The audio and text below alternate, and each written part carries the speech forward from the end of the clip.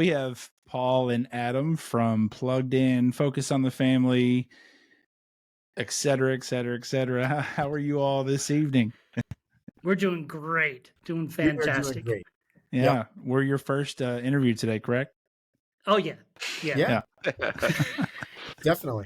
It's the most important interview. Let's just say that. Yeah. It's There you go. Hey, that's save the right. best for last. Right.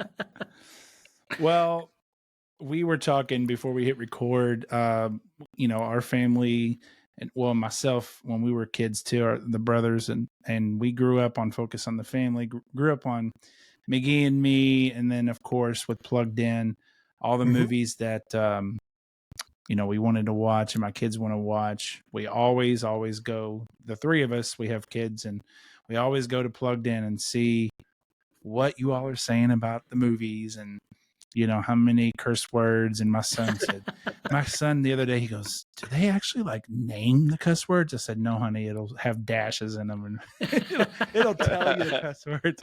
He was like, well, how many are there? And I'm like, well, some movies have a lot and some just have a few, but So one of the funny things about what we do here is when we bring in new people, there's a lot of words that we have to watch out for. And so sometimes around Cubicleville, we'll have these conversations. So is so-and-so, is that a cuss word? And I don't think anybody else at Focus on the Family has those kind of conversations. How should we approach this particular word? Yeah. So Yeah, do you just title the email? Like how does that what's that look like? Well, every now and then they move us around and we always have to preemptively apologize to everybody nearby. I'm like, okay, we're going to have the most unfocused on the family conversations of anybody in this whole industry. Oh my goodness. It's because we have weird conundrums, what do we do with this? So yeah. How do we deal with this situation with this person and this thing? What do we do? So many interesting conversations. Let me say, for those who aren't familiar with us, we review movies, music, television, video games, YouTube channels, books, technology.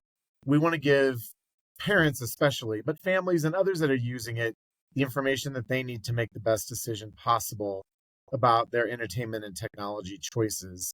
And it's a strange thing. The way that we evaluate things, certainly there's a degree of subjective assessment of artistic quality. Paul and I both saw Dune this week, and we've had Dune Part 2 this week, and we've had some great conversations about it. But mostly we're wanting to let people know, here's the content that you can expect to find.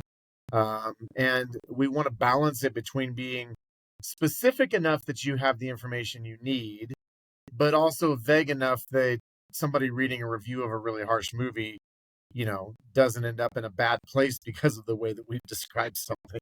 Yeah. Now, well, I love it because I feel like, at least for my family, the reviews that you guys leave, and kind of how you approach a film or a show, it helps me to be able to kind of, maybe I haven't had a certain conversation with my son that I would want to have had before I knew that was in the movie. And so that's for us, my wife and I, like that. I think that's the big thing. And we were kind of talking about how you guys have the, green light, yellow or red. I don't know the exact, no, you got it. But it's helpful. It's super helpful because I have a son who's almost 13 and a daughter who's 11. And so it's kind of, my younger ones, I think it's a little easier for me to say, oh, they're 2 and 3.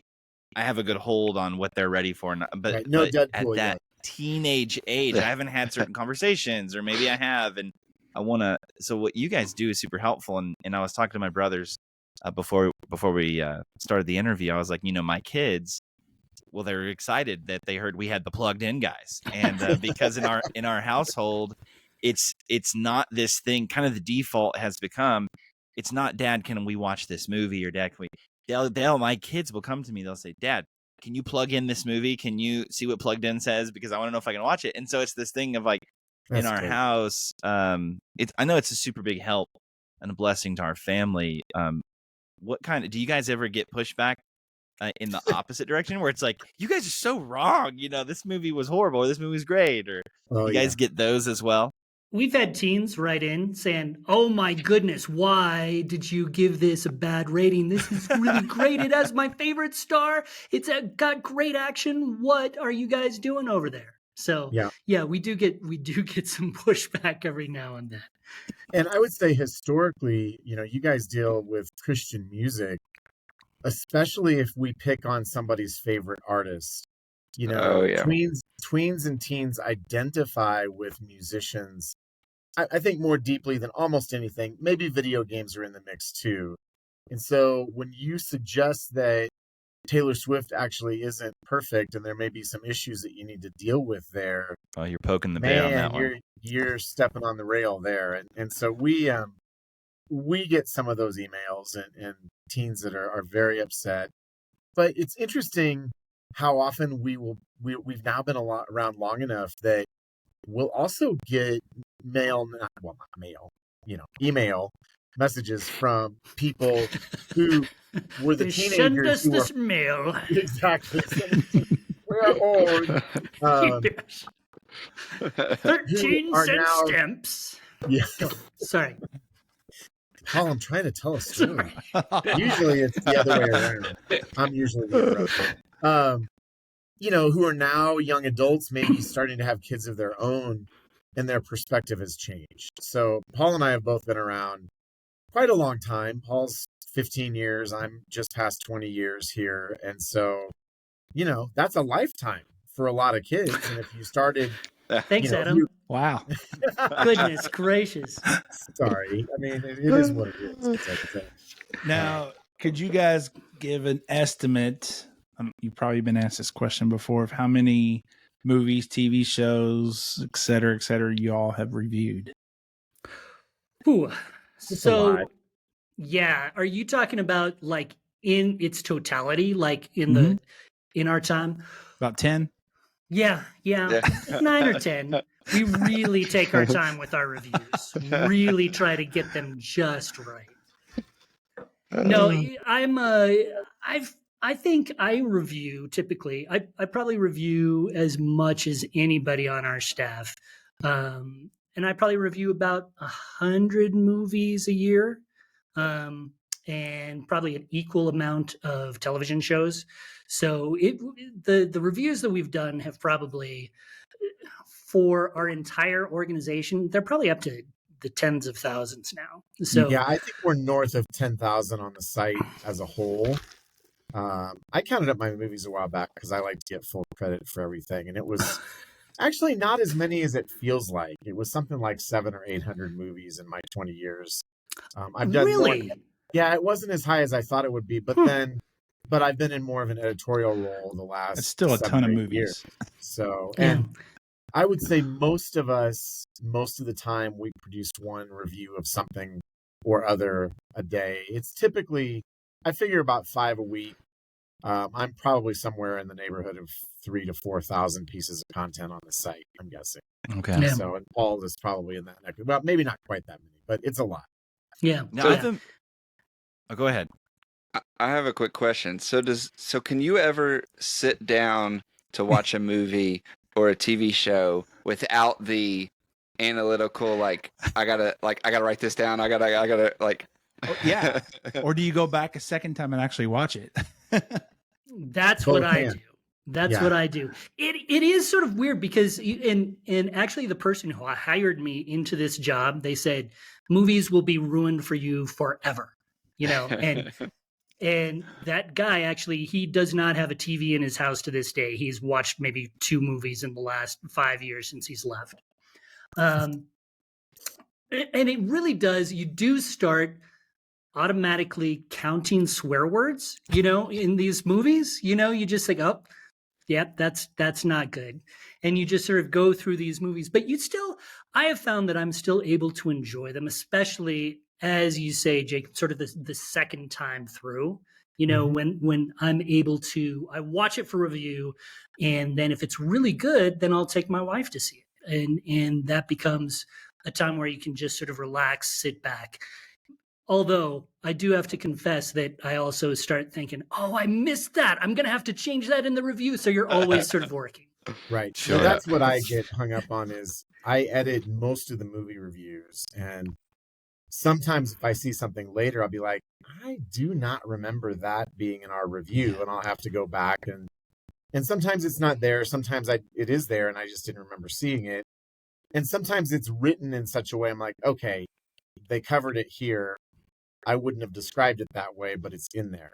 And especially I think, with sexual content, we will sometimes get letters from people saying our sexual content sections are too explicit.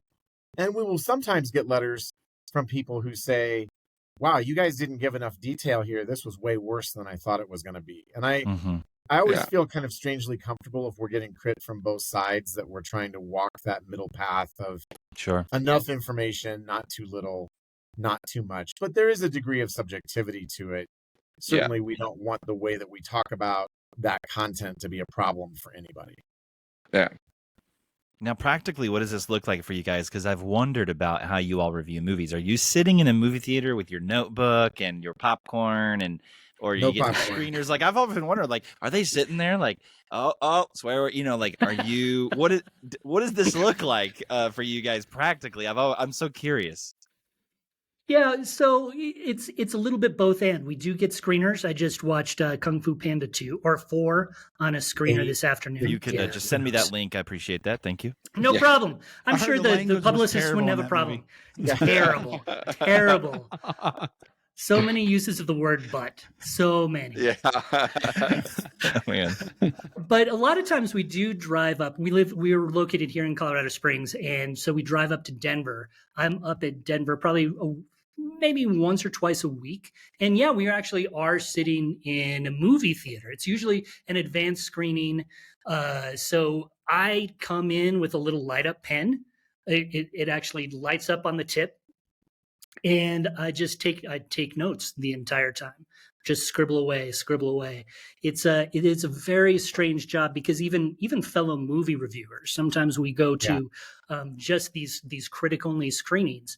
We're the only people who are really taking the level of notes that we have to take because secular movie reviewers are not counting swear words. They're not tabulating these issues. So. But it can lead to some pretty strange situations. One time I was on the hook for reviewing Magic Mike, and I'm not sure if you know what Give that one to the new guy. Give that to the new guy. Clothing Give that to the intern. and so there was this advanced screening, and the publicist knew who their audience was. So they brought in these firefighters who did a calendar at one point in time. The women who I was sitting next to, they actually were standing up and waving dollar bills. It was really, really strange.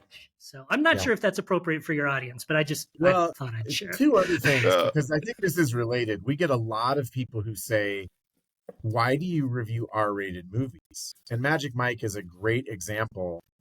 When we published that review, we had 60,000 page views on that review in the first weekend. Yeah. And I would have thought that a movie about that particular topic would have been self-evidently out of bounds. And I'm sure that we get some rubberneckers and like, I wonder what the crazy Christians are saying about the male stripper, right? Oh, they're so funny. But even when we did the first 50 Shades of Grey movie, you would have thought everybody knew what that was about. But we heard from so many women, and Christian women even, saying, oh, my girlfriends and I were going to go see this. I didn't know what it was. I'm so glad that I looked at your review. Now, since then, we have had an ongoing dialogue on how far is too far. And some of the very most extreme things we're not reviewing. But it's not self-evident to a lot of people. And the reality is you can have a PG-13 movie that has 200 profanities, and you can have an R-rated movie that has 3 of the right one that gets you the R rating. And even the PG-13 versus an R, it's totally subjective. And you can have a mild R that I think would be way more watchable than many PG-13 comedies. So that's important. And in terms of what we do and how we do it, I use a little flashlight I have the reputation of being the craziest note taker. Would you say that's fair, Paul? I would say that's fair. He has killed total many brag? trees in his life. Yes. I'll take 50 to 75 pages of notes during a movie, and I'm writing as fast as I can. I liken it to a track meet. It's almost an athletic thing. I mean, as athletic as anything gets for me at 53 these days. And when I'm done, it's tiring. You're wrung out. Oh yeah. It's been a workout because you're trying. Have you ever looked at your notes and be like, "Oh man, I can't read my there's handwriting. What did I write?" And putting things back together from context, I'm like, okay, I got that word and that. Oh yeah, that's what I wrote. Yeah. I usually, when I look back at my notes, I usually can decipher every third, every fourth word because you're just writing so fast. And I have terrible handwriting anyway. But usually, if you can get that third or fourth word, the rest sort of comes together. Yeah. It's a little bit, studying hieroglyphics sometimes. So yes. Yeah. So well, if you guys ever get bored. Oh, sorry, Chris, go ahead. No, go ahead. I was saying if you guys ever get bored and you need, you just want some more a response from people who go to your website, you guys could consider reviewing sermons from popular pastors, maybe, Yeah. We don't need that kind of trouble, I don't think. We have enough trouble the way it is, definitely. And you haven't done that, have you? Have you done that? No. It'd be kind of fun though. Yeah. Fun. It's almost like a Babylon Bee type. I feel like they could do something like that and pull it off to where. Yeah. Those guys they have the dream job because they get to just make it all up. So we want to talk a little bit about the upcoming book that you all have coming in March, Becoming a Screen Savvy Family, that Plugged In and Focus on the Family is putting out. There it is right there. Very nice. We just got our copies last week. Okay, I'll hold mine up in a picture when I get mine, right? Next week? Is that when I'll expect? No, but Becoming a Screen Savvy Family, what's the heart behind this book? What are you hoping your readers take away? So I think that really the core of the book is really what we talk about every day. So I would say that Plugged In, generally speaking, is almost a consumer-oriented publication, right? People come, they want to know what's in a particular movie, want to know what's in a particular album. They come to us for specific information. But I think especially Adam and I, we have a certain heart for teaching. And we love to encourage the people who use our site to go deeper. And we know that it's not really just about this individual movie. It's not about this individual TV show. It's about thinking about the entertainment and technology that we deal with every single day in this media-saturated culture that we're in. And really thinking about it proactively, not reactively. And that's sort of the heart of the book, where we're trying to give anyone who comes to read it, but especially parents, just some practical ideas on how to navigate this entertainment and technology that surrounds us so very completely today. Yeah. I would say that there are a couple of words that are sort of at the heart of what we're about. And engagement and conversation are right there at the heart. And certainly when our kids are younger, my kids are 13, 15, and 17, we have an enormous responsibility as parents to protect them from the craziness in the world. And there's a lot of it, right? I don't have to enumerate how crazy the world is. But as our kids move into the teen years, we really have a heart to say to parents, at some point, you begin to give them some freedom to make those decisions. And you're walking next to them and you're cultivating conversation and you're being intentional. And that you're helping them begin to practice that biblical discernment on their own. You're letting them increasingly make some of their own decisions. And as they get through their teen years, I think you're maybe even giving them the freedom to make decisions. And you wouldn't necessarily let them listen to something at 12 that maybe you greenlight at 17 or 18, because they're going to be on their own soon. But you're keeping those lines of communication open so that you can keep talking about it and so Yeah. that you hopefully can build into their lives. Yeah, and I wanted to just riff off of that just a little bit because I think it's a really, really important point. I think within sort of I would say that the majority of our readers are conservative evangelicals, right? Yeah. And there is a definite protectionist mindset within our users. They want to protect their kids, and we completely understand that. Rightly so. But it gets to a point where your kids are going to be making their own decisions. And if it's just no, no, no, no, no, down the road, when they're 18, they're not going to have any tools to know how to make their own healthy entertainment and media choices. And we realize that this is sort of a process. You need to sort of open the door. You were talking earlier, Jesse, about how your kids actually encourage you to go to Plugged In to look at the movie reviews. That's one of the most encouraging things that we hear from people who use our site. You have kids and parents who engage with our site together. And the parents will say, let's see what Plugged In says about this. And they'll talk about it together. It becomes not a decision, it becomes a dialogue. And that dialogue is where the real teaching takes place. Yeah. And I would say that the other hope that we have is that we're doing some equipping philosophically and theologically. We're going to talk about worldview. We're going to talk about big picture ideas. But that, as Paul said, we're also giving a lot of concrete, very specific, very down-to-earth advice about how we deal with this stuff. We've got a chapter in the book, for example, on what happens when you realize and you're able to tell the truth that your screen time use as a family is out of control. How do you have a reset? And how do you stay engaged with the importance of those boundaries, even though it's not that dissimilar from like dieting or budgeting? If you've had to do either one of those things, they're not pleasant, but when you get into it, it's good. And then you drift off course and you have to have a reset again. So I hope that it's a down to earth balance between the theological stuff and the concrete day-to-day stuff as well.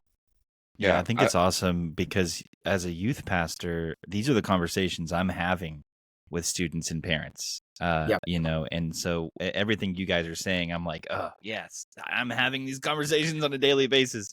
And so I think it's super timely. Well, and I think that when we cultivate an openness for relationship, what it tells our kids is they can ask us the hard questions. One of my daughters, my oldest daughter, who's 15, is a freshman this year. And she got completely burnt out on the rules at the charter school that we had her at. She's in a public school this year, and every day I feel like I'm dropping her off at an outpost at the end of the week. I'm like, okay, is this the worst decision we ever made? But we talk. Their school is right next to Focus, or fairly close to where we work at Focus. And I get about 40 minutes in the car with her every day. And the other day, we're driving and we had a conversation about yoga pants, of all things, that led into, weirdly enough, why are guys so interested in sex? And why are they so interested in pornography? And I'm glad that she felt the freedom to talk about that. And we had a really kind of mind-blowing conversation, I thought, about pornography, about guys, about sexuality. And there's a lot of stuff we've done wrong. If anything, I look back and I think our boundaries maybe could have been a little bit better than they were. But I do feel like we have tried to emphasize relationship, and there's no question that's out of bounds. I want to know what you're thinking about it. And their mom does too. Even something that I've done in the beginning of this year was really take a pull back on my screen time and like focus on it and be like, okay, like I'm spending way too much time like looking at my screen and pulling back. And I have little ones. Like my oldest is only 2. Yeah. So I'm trying to get in there before to be like, hey, like I don't want to. He's already starting to pick up on things that I'm doing, and he's like, oh, that's daddy's phone. I'm like, yeah, I don't need it. And he's like, yeah, you need it. And I'm like, no, that's not. So the book comes out March 5th. And what Yep. I'm very excited about, because I am not a person who can sit down and open up an actual book, but the audio book is coming as well. I'm super excited about that. Yeah, hopefully it's good. Hopefully it's good. We are, Are you going to review your own book? Oh man, I'm going to review so 12 much chapters and problematic he's gonna review content. mine. So much problematic content. I heard Morgan Freeman was doing the book. Audio book. Oh, wouldn't that be great? That would be fantastic. I would definitely be. I can honestly say no. Morgan Freeman is not involved in our project at all. But Chris, actually, I wanted to get back to something that you said, because I think that's one of the things that we really talk about in the book itself is the idea. A lot of parents, I think, tend to think of screen time, about some of the issues that we talk about in the book as a kid problem, as a teen problem. How can I get my kids off the phone? Study after study after study shows that a lot of kids, they feel like they're not connecting with their parents.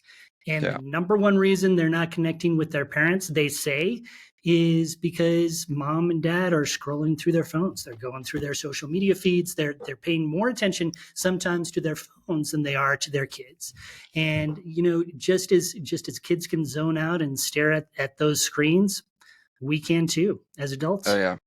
Oh yeah. Well, and I think that we have to get our own house in order as parents if we really realistically want to help our kids. And again, it's like anything, when you change those habits, it's painful. There's that passage in, I think it's in Hebrews 12, it says, no discipline seems, fun. That's the Adam Holtz translation at the time, but painful. But in the end, it yields a harvest of righteousness. That's a loose paraphrase. And I think our kids, especially if we feel like as a family we need to pull back a little bit, at first they're going to resist that. But we have a friend of ours who's a friend of Plugged In's, Jonathan McKee. He, for years and years, they had Tech Free Tuesday in their family. And he said at first his kids hated it, but it became their favorite day of the week because they knew that mom and dad were emotionally available to really just enjoy time together. And so it's maybe a little bit like when you jump in a cold pool, you want to get out because it's so cold. But if you stay there and keep swimming in it, you acclimate to it in a good way. And I think that a lot of us need to reacclimate to intentional relational time with our kids without screens. Yeah. And it's where we're all at, right? I mean, that's the other thing, is we're not coming from a place of legalism or perfectionism, because there's 5% of people out there who do everything right and they're annoying, and we're not those people, right? Well, you've come to the right podcast. No. What is some of the common concerns that parents have regarding our pop culture? Well, I think the screen time issue is huge, and screen time it's become this ubiquitous word now. And certainly there has been a lot of negative publicity with regard to TikTok in particular. But I think that parents are grappling with just short form video, right? I mean, everything has moved toward these bite-sized little short funny videos. And it almost doesn't matter whether you're on TikTok, whether you're on YouTube or Facebook or Instagram. The kids aren't on Facebook, by the way. I just know that I know that. But we've become acclimated to, I just got to have this little hit of dopamine literally every 30 seconds. And I think parents, that's been one of the biggest presenting issues. We've got more that we could talk about, but I think at the most basic level, that is one of them that we hear from people. Yeah. And I do think that there is, parents have they have a much greater challenge than today than I think parents from 20, 30 years ago did. Back in the day, you would have one TV screen. It would be right in the living room. You'd all watch it together as a family. The screens that you have in your pocket, they introduce a whole bunch of uncertainty into the family dynamics. Yeah. Not only is screen time, just the raw screen time, that's a huge issue. But what are you seeing on those screens? Who are your kids connecting to on social media? What shows are they watching? it feels a little like the Wild West. And one thing that we've noticed is that parents really feel bewildered by it all. And it is a bewildering world. They don't know what's up with social media. A lot of times they don't even know the platforms that maybe their kids are on. They don't know how to rein in some of the streaming services that we have. They don't understand the parental controls that they might be able to put into practice. It is just a strange world that their kids know so much better than they do. And that is a huge concern for parents. And it's one of the reasons I think why Plugged In exists. And it's probably maybe one of the biggest pain points that we can address is just that bewilderment, that uncertainty that parents have. Well, and let me add to that I think as guys, especially, sometimes our approach to problem solving can be all or nothing. And so if I want to chop down a tree, I want to get the biggest axe and I want to swing once and I want to bring that sucker down. Right. Yeah. And I think dads can have these moments of awakening where you're like, we're going to get rid of all the screens and all this junk. And, in one fell swoop, you're going to solve the problem. And as a general rule, all or nothing thinking is not helpful in this arena. And the reality is there are going to be times where we get caught off guard and where we're not sure. And the temptation is to throw up our hands and just say, well, it's just the way it is. There's nothing I can do about it. You may not be able to catch everything that your kids are potentially exposed to, but you can be building relationships with them in such a way that when important things happen, they're communicating with you. And again, you may say that's Pollyannish, but I do just keep coming back to that focus on relationship covers a lot of sins. I'm paraphrasing scripture here. Obviously, love covers a multitude of sins, but when we do that, then we don't have to throw up our hands in, paralysis. So we can say, all right, we don't have this perfect. I need to learn and grow here, but I don't have to be so intimidated that I disengage completely from the process.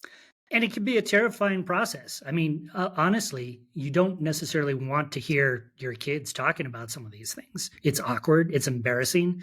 It can make you angry. It can make you really sad. But I mean, that's where a parent can come in and make a huge difference in their lives. When we talk about the stuff that we review every single day at Plugged In, it is so influential. But to this day, even for parents who think their kids aren't listening to them, they are.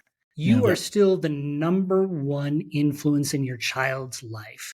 And you need to take that responsibility seriously and embrace it as much as possible because they are listening to you and what you value will be transferred.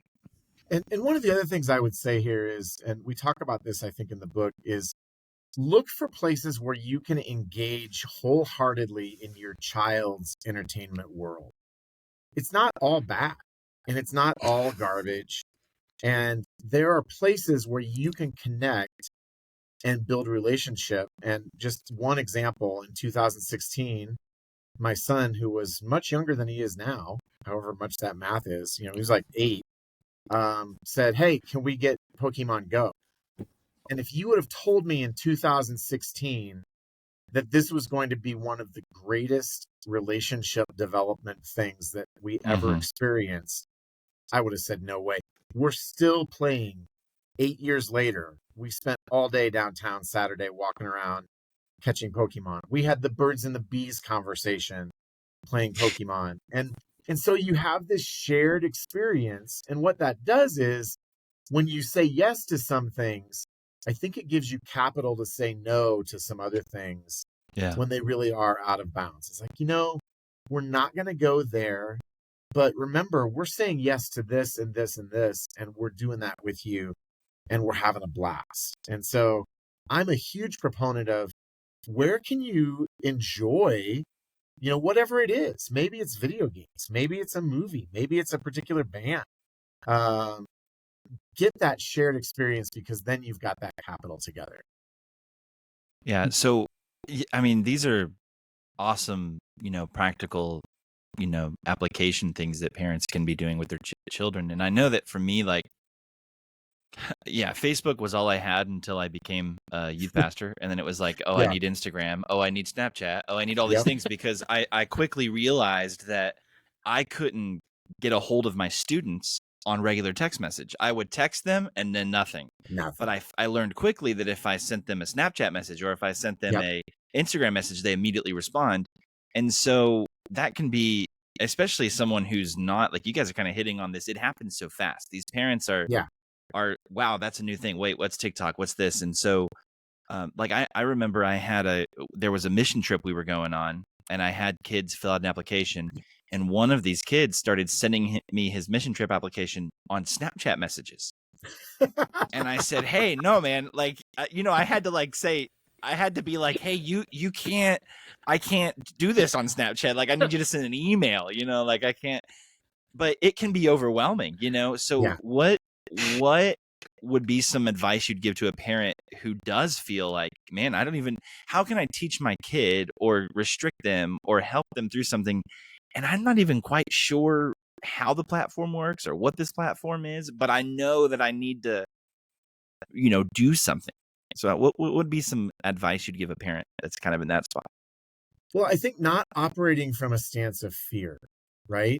There's so much bad news and there's so much negative news. And let's be honest, there's terrible stuff out there. We know that. There are people who are pretending to be people that aren't. There are predators, that sort of thing. I think that when we're sort of in this place of, we got to batten down the hatches and make sure nothing gets in, we're operating from a place of fear.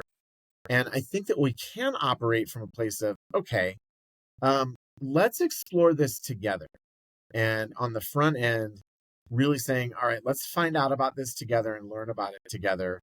And then you're setting boundaries on what, when, and where. What are you engaging with? Where are you engaging with it? How long are you going to engage with it? I think one of the things that we talk about here is just the boundary of not having phones in the bedroom at night goes a long way to protect your kids on all kinds of levels, even if it's just from protecting them from Johnny, who's texting them every 2 hours all night long. It's not necessarily that they're even looking at something horrific, although they might be. And then as you're doing that, you're learning, they're learning, you're building that relationship, and you're setting those boundaries from the get-go. And having said all of that, we didn't do that. We totally screwed it up. Yeah. Okay. And so I also want to say there's the ideal and there's the messy reality. Don't let the fact that reality is messy keep you from engaging. Yeah. So, and let me add just a little bit to that, because I do think that one of the things that can be so scary for parents is just that lack of knowledge, that not understanding what is out there, what they need to deal with, what their kids are into. That is another service that Plugged In tries to provide. We try to on our blog. We do a lot of talking about technology. We even have tutorials on some of the big streaming services, how to deal with parental controls. When you can, and there's a lot of services that actually can help you in the same way the Plugged In tries to. There's places that you can go to sort of get a ground level understanding of some of these things. One of the beauties of this age that we live in is that a little information is only a click or two away. And so to foster what Adam is talking about, to foster that dialogue, to say, okay, let's dive into this together. Let's explore this together. For parents just to have some rudimentary understanding of what their kids are into, to even understand some of the basic vocabulary, to understand just some of those rudimentary tools, that can go a long way toward helping moms and dads feel just a little bit more comfortable in an inherently uncomfortable world. And let me say too, we are not necessarily like parenting experts. We don't have degrees in parenting psychology. Speak for yourself. Okay, I guess Paul does. The process of a teenager moving through adolescence toward adulthood is they are becoming their own person. And they've got to have the freedom to individuate and to separate from us. Like, yeah, there are things I don't want them to see. And I also know I saw stuff that would have curled my parents' hair if they'd have known what I was into. And I hope that my kids haven't seen a lot of that. I feel like we have a good relationship. We talk about things. But I don't want to be sort of like hovering over them, trying to make sure nothing bad gets through the net. And I think this is me personally. I don't know if this is a plugged in perspective. I think filtering software and parental controls are especially important when your kids are younger, because it's so easy to have an inadvertent keystroke, or you see an image, on your feed, on YouTube, on some streaming service, and kids can innocently end up in a bad place. Yeah. I think by the time they're teenagers, they're probably going to be able to outsmart that anyway. And that may sound really pessimistic, and there's a place for it. But again, building that relationship where you're talking with them and you have a sense of what they're exposed to. And there's probably going to be times when something happens that you didn't expect, and you're going to have an opportunity to react. And if you react in a way that is hysterical or controlling, you're going to shut down your relationship with your kids. And so, and by the same token, we have to be parents too. It's not just about, be your kid's buddy. We are still setting those boundaries. So there's a balance there, I think, between grace and truth, right? Scripture says that Jesus came in grace and truth. And I think that both of those things are foundationally important. I personally probably err maybe a little bit too much on the grace side.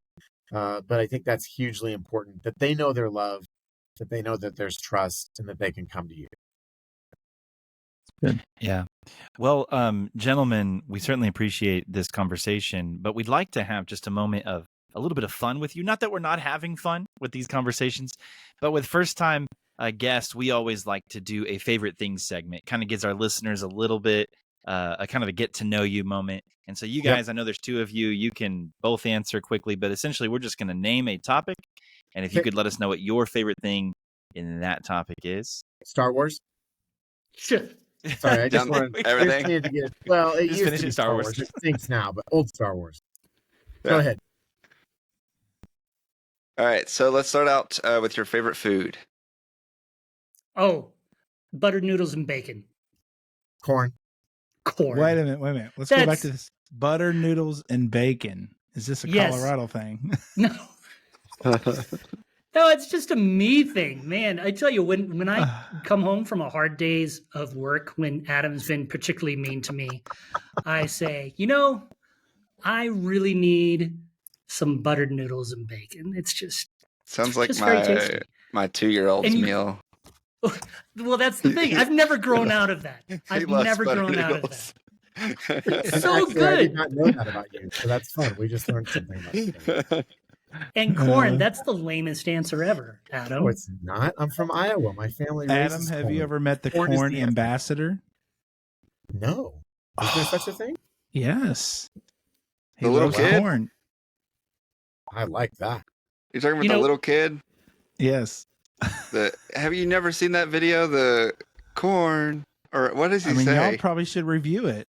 We probably should. I'm sitting here in stunned silence and deeply intrigued. Chris, tell him about it. I don't remember how it is. It's this little boy, and he loves corn, and he was in the Green Giant float at the Macy's Thanksgiving parade several years back, and he was the spokesperson for corn. And wow, he says there was I a like video. corn. There was a video that went viral, and he was like I like corn or something. But he's a little kid, so he has like a corn. It's like I like corn. Yeah, and it's like they're interviewing him because they ask him what his favorite food is and why, and he says it's corn, and he explains why in a kid way, and so he says it's got the big lump of knobs, it has the juice. Yes, when you eat it, he's like, when you add butter, it blows your mind. Like he's trying to explain in his dialogue, corn is so amazing. This sounds completely like Adam when he comes into the office after a big meal of corn. He just starts talking about the big knobs. It's awkward, but we deal with it. It's true. Well, at least it comes out looking like corn too. So Well, there's that, right? Other negative elements Yeah. to write it down. well, this one might be difficult. But what is your all's favorite movie? Oh, I'll answer for Adam. You Star can't Wars. say Magic Mike. No, I not would not Magic say Mike. that. I can promise you that. So it's really difficult, right? Because you've got fun movies that you would watch over and over again. Sure. You've got really great movies that are hard to watch but are just beautiful. Man, oh man, I really liked, just in terms of, I'm going to cheat here. I'm going to say You're picking 3. Avengers Endgame. And the Uh-huh. reason being is that it sort of lumps 22 movies all into one big climactic event. And I really, really appreciated that. Oh yeah. I would say for a good movie, just the best movie I've ever seen, it might be Schindler's List. Yeah. That's a fair answer. Yeah, Star Wars is the answer. And it's not called A New Hope, by the way. That's Yeah, it's Star Wars. if you want to get Adam really riled up, just talk about your love for Last Jedi. Oh my god. Or Jar Jar Binks. Georgia, I the can deal with 90s. Jar Jar Binks, but Last Jedi was an abomination. Those were bad ones. Yeah, I saw do you Star have Wars a- when I was 6, so I've never gotten over it. It was a beautiful day. I mean, it's like it had to be an epic moment, right? Going into the movie Oh. theater, seeing something like you've never seen before. I mean, that was No, kind of a groundbreaking experience. Yeah, You guys I are mean, too young to know. You're too young to know. Okay, I still pick on 'em, remember Paul. though the first time I saw Star Wars, it was on VHS. But I remember being young and watching Star Wars and being like, "What this? How did I not know about this? Dude, Like, oh, this no. is amazing." Yeah. Yeah. It was Yeah. pretty mind blowing. I do have to say. Do you have a show that you enjoy to watch, like a favorite show? Ooh, television that's show? another great question. You Paul's know, the TV guy. I'm going to let him yeah, go my first. fave. Yeah, so again, another complicated answer. Adam will tell you that I never give simple answers. I really loved Pick the a X-Files show. back in the day. Yeah. X-Files was very cool back in the day. Lately, I've lived, my parents are getting a little bit older, so we all live in a big house. I've introduced them to Parks and Recreation, Mm. which Oh yeah, has some plugged in problems. I'll just say that, but it's super fun and super sweet and incredibly funny. So yeah, that would probably be one of my favorites right now. All right. This is my plugged in hat coming off and going over here. all right. We have really liked Stranger Things. And Stranger Oh, Things yes. has Mm-hmm. all kinds of problems. But it's got great characters, it's got a great story, and it's the 80s. I mean, it's Yeah. It's taken forever for them to come out with the last part of the season. I know. I hope that it's not a disaster. My second runner-up would be Lost. Lost Mm. was amazing. Well, the first 4 seasons 5 Yeah. and 6. Man, I They were totally great. agree with you. I was No, about to say. no.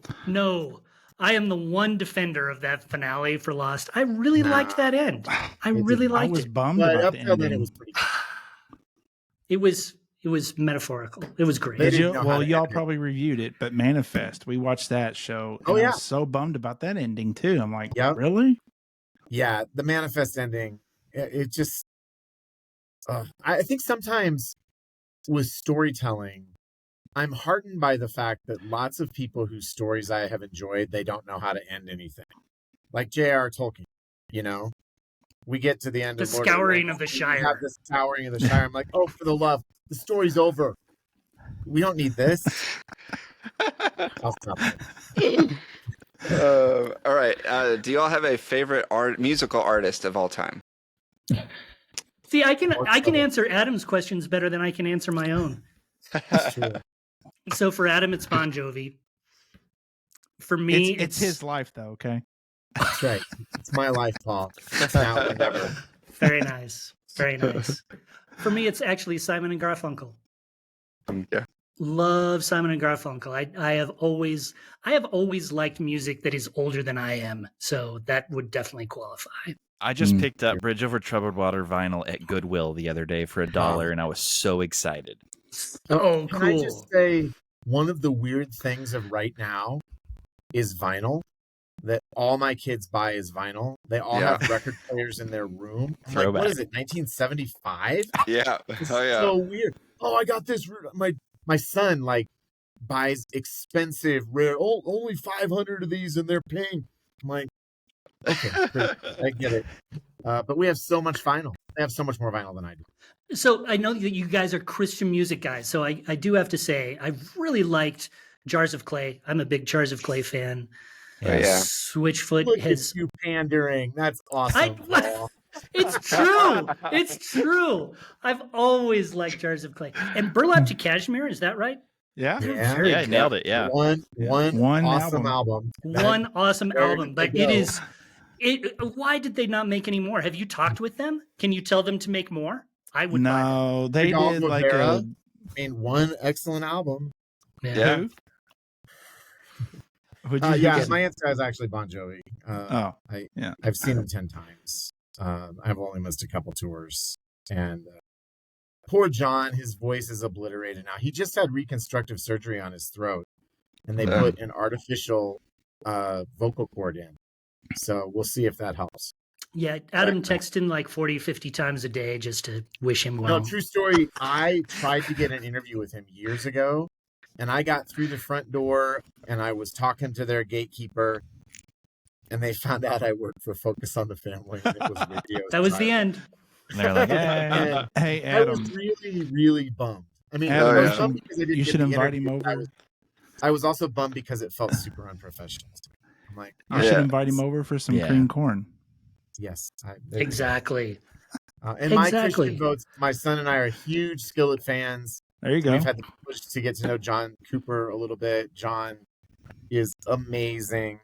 And back in the day when I went through my 4-year period after I threw away 200 secular albums because of Jesus, I was a huge Whiteheart fan. So, big time Whiteheart fan. Do you all have a favorite thing to do outside of your work? Ooh, it's a good question. That's a good question. Oh, so I run a lot. This is maybe my least favorite thing to do outside of work, but I do run a lot. I'm training for a marathon now, in the very early stages. So I spend a lot of time doing that, but I hate it. So probably if I was going to say what I enjoy doing, I actually kind of enjoy tinkering around with Legos. Mm. Is that Okay. goofy? But No. I butter do noodles enjoy and it. bacon, Legos. I see here. There's this, and it makes sense. If you're training for a marathon, the carb load that you need, that butter noodles and bacon, Exactly. it's perfect. Thank you, Jesse. I appreciate your support. I was going to laugh if you said you like to watch movies outside of work.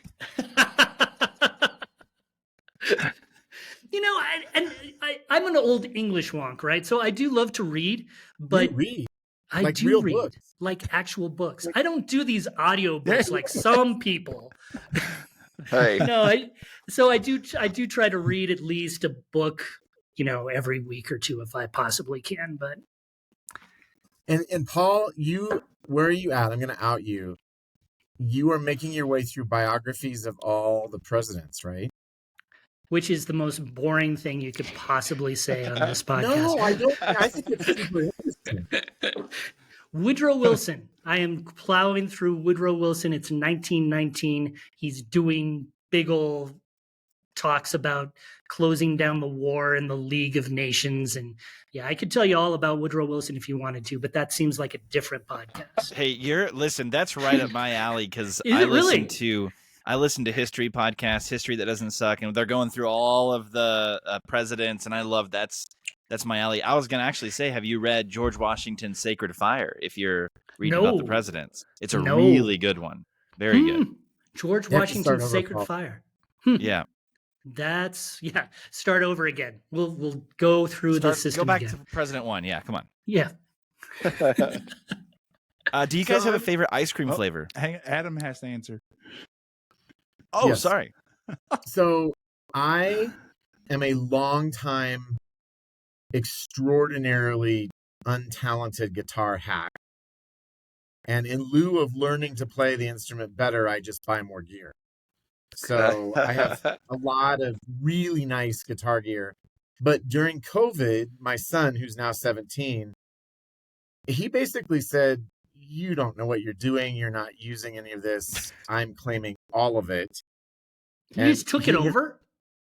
I don't play very much anymore because Henry has appropriated all of it. We have a 100-watt Marshall and a 4x12 in our basement. So there's a lot of noise in our house. And sometimes when we're watching TV and Henry launches into, lately he's been into really drop tune stuff, you know, C sharp or C minus, as I like to call it. But we enjoy a lot of music together. We travel, we go to concerts together. He's a huge fan of the English band Muse. That's another thing. So we have flown to Los Angeles to go to Muse concerts. I was going to say fantastic concert, by the way, Muse. Oh yeah, they're amazing. So I sort of am accidentally living vicariously through my son, who's far more talented and disciplined than me. And during COVID, I kind of rekindled my childhood love of comic book collecting, and that has been actually dangerously obsessive, enough that my wife actually asked me recently, quote, what's the end game here, unquote. And you never want your wife to ask you that question because you know there's no suitable answer. So there you go. Well, I kind of gave it away, but do you guys have a favorite ice cream flavor? Orange sherbet. I'm a big orange sherbet fan. Oh yeah. Is that ice cream? No, it's not. Or is it sherbet? It's cold, and you scoop it out. I think it qualifies. So I'm going to go with orange sherbet. So I like vanilla. Oh, that's almost as lame as Paul's orange sherbet corn. Answer. However, if I am near vanilla. Baskin Robbins, their Reese's peanut butter flavor is really good. Whose flavor is that? Baskin Robbins has a Reese's peanut butter cup, and it's amazing. Vanilla. Why does that not surprise me? I know, right? I put corn in it. Hey, listen, you're talking to guy Jacob had ranch flavored ice cream, so you're not gonna surprise us. Wait a minute. Me and my son, we were at Walmart, and we were in an ice cream section, and they have this brand that has it's like the Jones soda of ice cream, the weird flavors. And they had Hidden Valley Ranch ice cream. And my son Levi, he was like, buy it. I dare you. We'll make a video. So I bought it, and it took me like a week to get it out of the freezer because I just couldn't do it. So we finally made a video, and I grabbed the spoon, put it in there, and I couldn't even swallow the ice cream. It was so nasty. It was literally like eating frozen ranch dressing. It was nasty. So I would tend to think that ranch dressing goes really well in a lot of things. I always eat my French fries with ranch dressing. Yeah. But Not ranch ice cream. dressing ice cream, that's a step too far. That's just too far. It is. Do y'all have a favorite podcast to listen to? Ours? Yeah. No. This one. No. Yeah, yours. Okay, so go ahead, Adam. No, go ahead. You know what I really like? I'm looking up on my phone right now because I'm listening to, since you're a history wonk, Jesse, I'm listening to this History of Rome, which is really fantastic. I'm trying to find out who does it. I can't tell you. That one guy, he's really good. It's an old series. I love this guy who does unpacks history really, really in depth. I listen to a few fantasy football podcasts, which are kind of fun. I don't know if I'm going to get fired for that, but there it is. Well, I'll one up you. I mean, I think there's any number of fireable offenses in this interview, probably. Yeah. I listened to about a season and a half of a Dungeons and Dragons podcast called Critical Role. And if you've ever been into D&D at all, you know about Critical Role. And the episodes are like 4 hours each. And, you know, it was like 120 episodes. I mean, it was an absurd amount of time. And I finally I can't do this. It's too much. So, now, were you into D&D earlier in life as well? Like, have you been there I for a was, and I while? threw it away also because of Satan and Jesus. So And were you in then, the Hellfire again, Club, like in Stranger Things then? Was that you in high school? no, I only had one other guy that I played with, and it was the geekiest thing. How'd you do a D&D game with 2 people? Well, it doesn't work really. But I grew up in Iowa in a small town, so you got to, dance with the one who brung you up, so to speak. Yeah. And I went to, some of you will remember, maybe there was a seminar in the late 80s called Hell's Bells about Satanism and music, and they had a D&D thing, and I literally threw it all away, all of my D&D stuff. And the D&D thing was something that emerged, and I've played that with my kids too. So I'm fired, Paul. Sorry. But that's been great. We've had a terrific time having those adventures together. And when you do it old school style, it's really imaginative and it's not very screen oriented. And Yeah. so we've had a great time with it. So there you go. Well, you all have Not what passed anybody expected. Bon Jovi, Dungeons and Dragons. We're in trouble, Paul. corn, vanilla. You're in Corn. trouble. Corn. The vegetable, C, not the K. COR. Yeah. Yeah, with a C, not a K. So, what is next for you all, and how can our listeners keep up with you all? Oh man, You so know- we're go ahead, Adam. No, go ahead. So we're just hanging out at Plugged In. We're just we continue to write movie reviews. You can reach us all right there. I think one of the better ways, if this has been, interesting or entertaining for you at all, we do a podcast, and Adam and I are on it often, and we have a great team of people who are a lot of fun as well. So probably the podcast is a great way just to listen to us, and we'd love to connect with people. Paul? What's it called? It would be called the Plugged In Show. ThePluggedInShow.com. The Plugged In Show. So, yeah, but we're kind of. I do a little bit of freelance writing, but most of my stuff is right on Plugged In.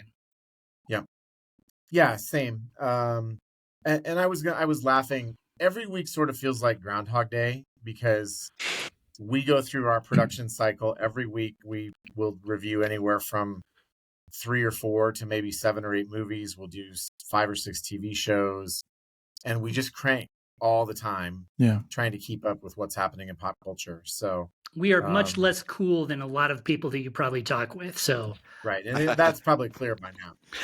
Where can people pick up a copy of the book once it comes out? You can go to focusonthefamily.com, and there's a store there. I believe the store tab is up in the right-hand corner, and you can find it there. And you can find it on Amazon. You can find it wherever you get your books, most likely. So, Yep. And if not, you can just give Adam a call, and he'll be happy to send you a copy. This one. That copy And- right there, the one in his Right hand. there. Right That's there. the one I want. Go ahead and give everybody your phone numbers. No, I'm just joking. Yeah. Well, gentlemen, to wrap up, we'd like to see if either one of you or both of you would be willing to share something that perhaps God's been doing in your life, even recently, that would help build up our viewers and listeners' faith. Mm. Boy, that's a great question. I will be transparent here. I have struggled with depression for most of my adult life. This has been a difficult season for me. So I think that one of the things that God has been sort of showing me during this time has been just reminding me to be grateful for what you have. Every morning when I wake up, I try to remember to pray for 3 things that I'm deeply grateful for. The things that get me up in the morning, the things that I really value. So I think that's an important thing for me to keep myself on an equilibrium, is to remind myself God's incredible gifts even in some difficult situations. God's gifts are powerful, they are present, and they're beautiful. That's a good word, Paul. I think my word is seasons. And what I mean by that is the seasons in some ways they go slowly. I heard somebody once said, especially when our kids are little, that the days are long, but the years are short. And I can't believe that I have a 17, almost 18-year-old who's going to college this year. And my wife and I are very cognizant that we're on the cusp of a new season. We're not quite empty nesters yet. But I think that we have a sense of renewal, and we're asking together, I wonder what God's doing in our lives together. You know, we've sort of worked through the last 18 years. And like I said, we're not there yet, but it's gone so fast. And again, old people say the same things, right? You know, you got to cherish every moment because it goes fast. And you're trying to rock your kid to sleep at night and you're like, yeah, it's not going fast. It's going very slow. But, you know, one day you wake up and they're off to college and you're like, man, how did that happen? And I think that Paul's word of gratitude it's a good word, that there's a lot of junk in the world and we all have ups and downs. We have good days, we have bad days. Sometimes we have really bad days. And let me plug Paul a little bit too. He has written a phenomenal book on depression called Beauty and the Browns. This is not part of the agenda, but it's not part of the agenda, but Paul has some tremendously vulnerable reflections on struggles with mental health. And heaven knows our culture is in that place right now. But the seasons come, the seasons go. Most seasons, there's stuff that's awesome and there's stuff that's really hard. And when we're young, we're anxious to get to the next season, right? And as you get older, I think the wisdom of getting older is you realize that there's good and bad in each season, and I don't want to go like all Zen and say it balances out, because that's not my philosophy, but growing in gratitude and really trying to take each day at a time. And I love Paul's, prayer. What can I be thankful for today? Because there's so much that agitates us, right? Our world is just full of agitation. And when we come back to truth, when we remember what God's done for us, when we try to ground our lives in Scripture, I think hopefully that is building a foundation where we can get through all the hard stuff. Yeah. Well, definitely appreciate it. I know everybody always says that, and I have a 2-year-old and a 10-month-old. So I'm like, okay, my days are really long, right? I'm making my days really long. Yeah. So I try to cherish every moment. So becoming a and sometimes you don't. Like I remember a time when my son, we had 3 bad sleepers, horrible sleepers, all 3 of them. And people would be like, well, maybe your next one will be better. No, none of them. They were never better. And now we have a dog that doesn't sleep. I'm like, I thought we were done with it. But I remember one time trying to get my son to sleep. He was probably 6 months old, maybe a little older. And I'm walking around with him. And I just started counting. I'm like, 1, 2, 3. I think I got to something like 1,500 before he went to sleep. I'm like, this is absurd. I've never counted out loud to 1,500 before. But there's so much beauty and dignity in it. Even in the moment, it feels like you're losing your mind, right? Oh yeah. Hang in. Well, Becoming a Screen Savvy Family will be out March the 5th. Pick up your copy wherever books are sold, focusonthefamily.com, correct? Gentlemen, Paul and Adam, it's been an amazing time. Thank you so much. Hey, thank you so much.